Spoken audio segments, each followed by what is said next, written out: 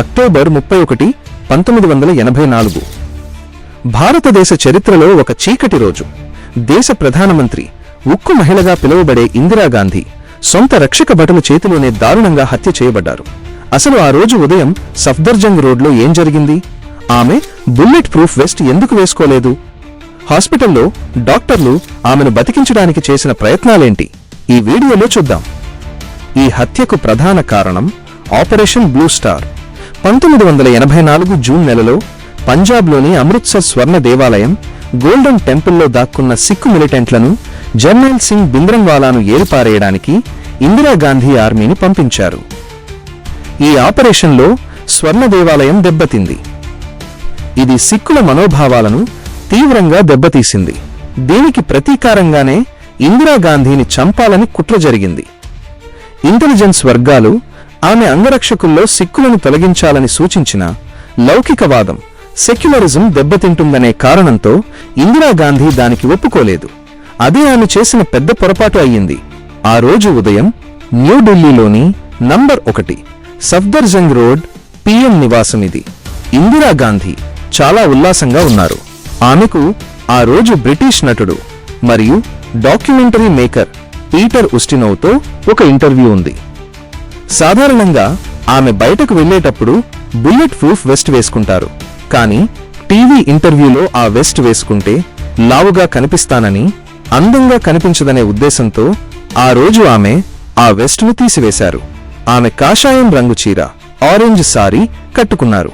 Makeup పూర్తయ్యాక ఉదయం సుమారు 9 గంటల సమయంలో ఆమె తన నివాసం నుండి పక్కనే ఉన్న అక్బర్ రోడ్లోని తన ఆఫీస్కు నడుచుకుంటూ బయలుదేరారు.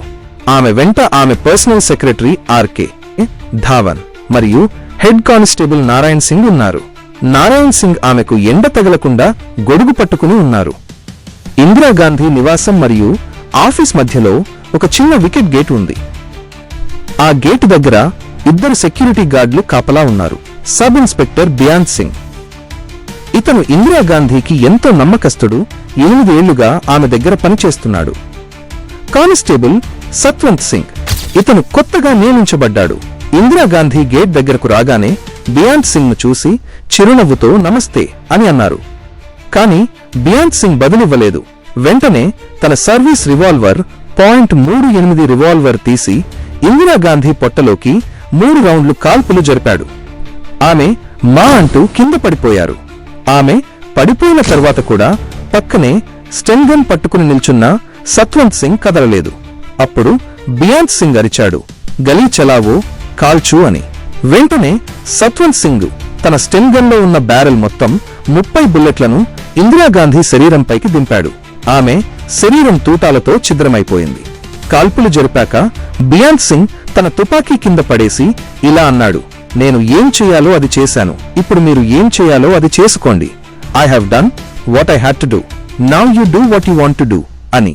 తుపాకీ శబ్దాలు వినగానే ఇందిరాగాంధీ కోడలు సోనియా గాంధీ నైటీలోనే పరుగెత్తుకుంటూ వచ్చారు. అప్పటికి ఇందిరా రక్తపు మడుగులో ఉన్నారు. అక్కడ వెంటనే అంబులెన్స్ అందుబాటులో లేదు. డ్రైవర్ కూడా లేడు. దీంతో ఆర్కే ధావన్ మరియు ఇతరులు ఆమెను ఒక తెల్ల అంబాసిడర్ కారులో వెనుక సీటులో పడుకోబెట్టి ఎయిమ్స్ ఆసుపత్రికి బయలుదేరారు. సోనియా గాంధీ ఇందిరా తలను తన ఒడిలో పెట్టుకున్నారు. ఆమె రక్తం సోనియా బట్టల నిండా అయ్యింది. మరోవైపు కాల్పులు జరిపిన బియాంత్ సింగ్ మరియు సత్వంత్ సింగ్లను ఐటీబీపీ కమాండోలు అదుపులోకి తీసుకున్నారు. గొడవలో బియాంత్ సింగ్ అక్కడికక్కడే చంపబడ్డాడు. సత్వంత్ సింగ్ తీవ్రంగా గాయపడ్డాడు. ఉదయం 9:32 కారు ఎయిమ్స్ చేరింది. డాక్టర్లు ఆమెను బతికించడానికి విశ్వ ప్రయత్నాలు చేశారు. ఆమె శరీరంలోకి దాదాపు 30 బుల్లెట్లు దిగాయి. గుండె దెబ్బతినకపోయినా లివర్ మరియు ఊపిరితిత్తులు పూర్తిగా ఛిద్రమయ్యాయి. డాక్టర్లు ఆమెకు దాదాపు 80 బాటిళ్ల రక్తం, బ్లడ్ ఎక్కించారు. కానీ అప్పటికే ఆమె మెదడు పనిచేయడం మానేసింది. మధ్యాహ్నం 2:20 డాక్టర్లు ఆమె మరణించినట్లు నిర్ధారించారు. కానీ అధికారిక ప్రకటన సాయంత్రం వరకు రాలేదు. సాయంత్రం 6 గంటల సమయంలో ఆల్ ఇండియా రేడియోలో అధికారికంగా ఇందిరాగాంధీ మరణ వార్తను ప్రకటించారు.